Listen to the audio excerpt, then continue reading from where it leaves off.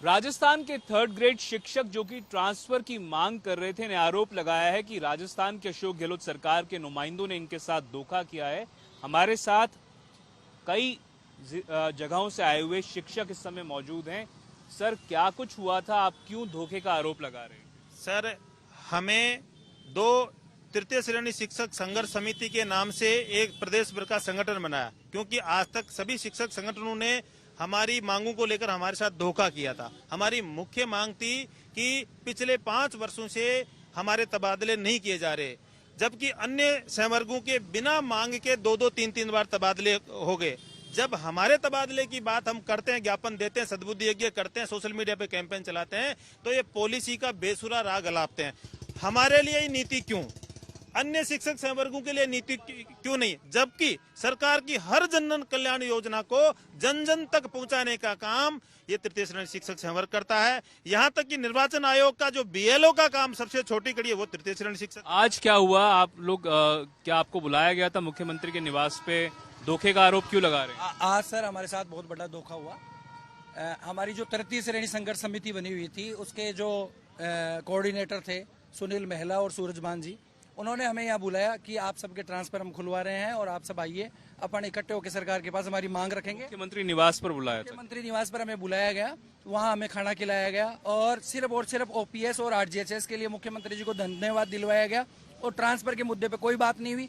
जब हम जोर जोर से नारे लगाने लगे कि हमें ट्रांसफर चाहिए, तब मुख्यमंत्री जी ने सिर्फ इतना कहा कि नीति बन रही है और नीति के इस अन्य राज्यों के अध्ययन कर रहे हैं हम और उसी के आधार पर आपका ट्रांसफर भविष्य में देखेंगे। तो आप लोगों का क्या विरोध प्रदर्शन करने का शहीद स्मारक पर प्लान था क्या? बिल्कुल सर, हमारा शहीद स्मारक पर प्लान था, लेकिन हमारी जो संयोजक थे तृतीय संघर्ष समिति के हमारे जो संयोजक थे उन्होंने और दूसरे कुछ नेताओं ने यहाँ सीएमओ ऑफिस में कोई अपनी ऐसी गोटी बिठाई और हम सबको वहाँ से मूवमेंट यहाँ करवा लिया, यहाँ बुला के और हमें सीएम हाउस में ले गए और वहाँ हमारे ट्रांसफर पे कोई विशेष चर्चा नहीं हुई।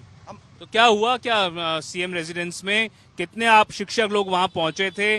वहाँ का मंजर क्या था, ये डिटेल में बताएं। सर मैं बताऊं आपको, मैं विस्तार से बताता हूं। कल सुबह मैं सीएम साहब को ओएसडी से मैं खुद मिला था डेलीगेशन में, तो सीएम साहब के ओएसडी ने हमको आश्वासन दिया था कि आपके जो ट्रांसफर की पीड़ा है हम इसको समझते हैं और सीएम साहब से हम आपके लिए इसकी हमारी बातचीत चल गई है, आप अपना धरना कैंसिल कर दो और सीएम हाउस पहुंच जाओ, लेकिन आप अपने मुंह से ट्रांसफर के लिए मत करना। सीएम साहब के मुंह से हम ट्रांसफर की घोषणा करवाएंगे। हम 5000 की संख्या में यहाँ पे आ गए क्योंकि हमारा कैंपेन बहुत बड़ा था, 1 साल से हम इसकी तैयारी में थे, तो 5000 लोगों के साथ हम सीएम हाउस चले गए, लेकिन सीएम साहब ने हमको वही मीठी गोली दे के वहाँ से भेज दिया कि तुम्हारी हमारी योजनाओं का गुणगान करो, हमारी सरकार को रिपीट करो, फिर उसके बाद में सोचेंगे।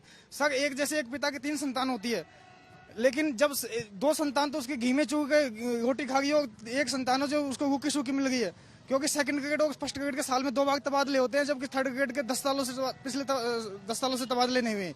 तो ये भेदभाव का पक्षपात पूर्ण रवैये का आरोप लगा रहे हैं। कह रहे हैं कि फर्स्ट और सेकंड ग्रेड के जो टीचर्स हैं उनका तो तबादला हो रहा था, जबकि थर्ड ग्रेड के टीचर्स जिनकी ट्रांसफर की मांग थी वो पूरी नहीं की जा रही थी। आपका क्या नाम है? आपका क्या कहना है? क्या आपको लगता है धोखा? सर, हमारे साथ क्या था कि हाँ धोखा हुआ सर। हमारे साथ क्या है कि नई वैकेंसी आ रही है 50,000 की। हम उनसे ये कह रहे हैं कि हमें नए बच्चों को उधर भेज दीजिए, हमें हमारे 30,000 बच्चे हैं जो इनको ट्रांसफर इधर कर दीजिए। इतनी बात थी, इस पे हमारे कोई अमल नहीं हुआ, इसलिए हमारे साथ बहुत धोखा हुआ। ये ऐसा इनका कहना था कि इनको कहा यह गया कि मुख्यमंत्री निवास पर आप आ जाइए, आपकी बात मुख्यमंत्री के सामने रखी जाएगी और मुख्यमंत्री से ट्रांसफर की बात वो कहेंगे अपने आप से कहलवाई जाएगी, पर ऐसा नहीं हुआ। उसकी बजाय इन्हें सरकार के द्वारा जो बात कही गई, क्या सरकार ने अपनी स्कीम्स के बारे में अपनी बात आगे रख दी और आप लोगों की बात नहीं सुनी, इस प्रकार का कुछ वाकया हुआ? उनका सरकार का केवल एक ही उद्देश्य था, देवाराम जी सैनी ने हमको ये कहा था कि आप हमें सरकार रिपीट करवा दो, हमको आपके तबादले हम करवाएंगे। लेकिन जब हम वहाँ पे पहुंचे, उन्होंने कहा कि आप अपने मुंह से तबादलों की बात मत करना, लेकिन जब हम वहाँ गए तो उन्होंने कहा कि हम आपके मुंह से, सीएम साहब के मुंह से तबादलों की घोषणा करवाएंगे, लेकिन हम 5000 की संख्या में चले गए, लेकिन सीएम साहब ने वही अपना पुराना जो राग था इसका ट्रांसफर पॉलिसी के नाम पर शिक्षकों को जो मीठी गोली देने का, वही काम किया है। देवाराम सैनी के अलावा भी सरकार के कोई नुमाइंदे, कोई मंत्री वहाँ मौजूद थे क्या जो इस प्रकार की बातें आप लोगों को कर रहे थे? नहीं, पता नहीं कहाँ से 2 अन्य शिक्षक संघों के 2 नेता आ गए, वो पूरा क्रेडिट लेना चाह रहे थे कि ये भीड़ हमें बुलाई है, हम उनको जानते तक नहीं है, वो कौन दो नेता थे जो मुख्यमंत्री जी के पास में बैठे थे। हम सिर्फ दो लोगों को जानते थे, सुनील महिला और सूरजभान सिंह, जिन्होंने आह्वान किया था तृतीय श्रेणी शिक्षकों से कि आप ज्यादा से ज्यादा संख्या में आइए, क्योंकि लोकतंत्र में किसी भी कार्य को करवाने के लिए सिर गिने जाते हैं, और सिर गिनाने के लिए हम यहाँ 5000 लोग आए थे। लेकिन इन सब शिक्षक नेताओं ने हमारे साथ धोखा किया है। सरकार तो बाद की बातें हैं, सबसे पहले तो हमारे अपने लोगों ने हमें धोखा दिया है, यहाँ बुला के और ट्रांसफर तक की बात नहीं की। आप भी मौजूद थे वहां पर? बिल्कुल सर, मैं भी वहाँ मौजूद था। हमें विश्वास में रख के। बीडी कल्ला जो शिक्षा मंत्री हैं वो भी वहाँ पे मौजूद नहीं, वो नहीं थे सर, मुख्यमंत्री जी थे और 4 दलाल थे, जिसमें सूरजभान और ये सुनील महिला और 2 और कौन थे उनको मैं नहीं जानता सर। वोट डालने की कोशिश की गई क्या? बिल्कुल सर, हमें विश्वास में रख के हमारे साथ धोखा किया है। लोगों को क्या नारे लगाने की बात भी कही थी क्या उन्होंने वहाँ पे? ये भी कहा था कि नहीं, वहाँ ओपीएस के लिए और आरजीएचएस के लिए धन्यवाद का बोला था, वो नारे भी लगवाए थे, हमने लगाए भी थे, लेकिन ट्रांसफर की बात नहीं की उन्होंने सर। क्या कहना चाहते हैं? सर, ये मुहिम जो है ना कि हमारे को हमेशा तबादलों के नाम पे धरना प्रदर्शन। बादलों के लिए तो आप लंबे समय से इंतजार कर रहे हैं, आज का जो वाकया हुआ आपको क्यों लग रहा है कि वो धोखा हुआ है? सर, मैं पहला व्यक्ति हूं जिसने मेवाड़ से अलग जगाई सद्बुद्धि यज्ञ से और मीटिंगों से। सर, तो वहां हम जब गए तो हमारे को यहाँ तक भी नहीं दिखाया कि बैनर किसका, बैनर को भी समेट के ले गए। वहां जाके पता चला कि आभार का आरजीएचएस और जो ओपीएस का आभार का तो हमारे बैच दे दिए और उसका बैनर लगा दिया। बोले तबादलों की कोई मांग नहीं रखेगा। जाते ही तो गहलोत सरकार चौथी बार अब की बार ये नारे रटा दिए और तोते की तरह हमसे बुलाए गए। लेकिन हमें ये उम्मीद थी कि कहीं ना कहीं अपनी मांग रखेंगे। हमारे पास बहुत सारे वीडियो हैं, हम आपको उपलब्ध करा देंगे सर, लेकिन दिखाइए क्या वीडियो है आपके पास जो आप कह रहे हैं कि नारा। ये आप देख सकते हैं, ये मुख्यमंत्री निवास के अंदर का नजारा है। आप हाँ जी। तो ये मुख्यमंत्री निवास के अंदर ये कह रहे थे कि 5000 या उसके करीब ये टीचर्स वहाँ मौजूद थे। वहाँ पे इन लोगों को बुला लिया गया और ये लोग गए थे अपनी जो तृतीय ग्रेड की जो टीचर्स हैं, 3rd ग्रेड के जो टीचर्स हैं, उनके ट्रांसफर के मांग के लिए। जबकि वहाँ पर इनको बुला के पहले तो कह दिया गया कि आप लोग नारे लगाइए और आप लोग सरकार रिपीट करवाइए, आपकी जो मांग है वो पूरी कर दी जाएगी। पर वहाँ पर इनकी बात सुनने की बजाय इनसे अशोक गहलोत सरकार के पक्ष में नारे लगवाए गए, कहा गया कि सरकार आप रिपीट करवाइए। और इस प्रकार के मंजर से ये जो वर्ग है, ये जो टीचर्स हैं, ये अपने आप को ठगा हुआ सा और धोखा जो है, ये इनका कहना है कि धोखा हुआ है। सर, इतना बड़ा धोखा हुआ है कि हमने 15 दिन तक बिना खाना खाए जगह जगह मीटिंगें ले रहे हैं, हाथ जोड़ रहे हैं, विनती कर रहे हैं। इतनी बड़ी संख्या में ये 2 दलालों की वजह से नहीं आई थी सर संख्या।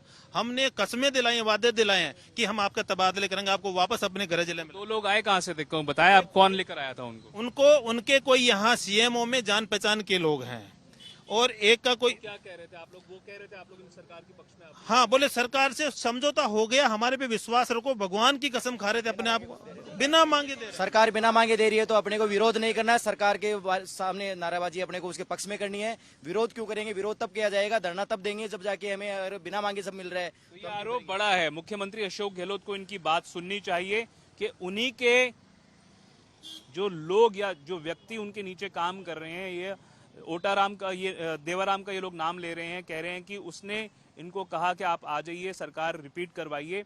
और देवाराम के ऊपर इन्होंने आरोप लगाया है कि उन्होंने एक तरह से कि जियो ऑर्डर की सेटिंग के, ये लड़का उनके साथ था। वो उनके लड़का साथ था, कहाँ वो इधर आओ। तो लालो का कह रहे हैं वो उनको देवाराम ही लेकर आए थे क्या? हाँ, वो ये बेचारे साथ घूम रहे थे। यानी रातों रात हमारे को ये तक नहीं दिखाया गया डेलीगेशन को कि ज्ञापन में ये मांग है। कम से कम ये तो दिखाओ जो मेन जो फील्ड वर्कर है।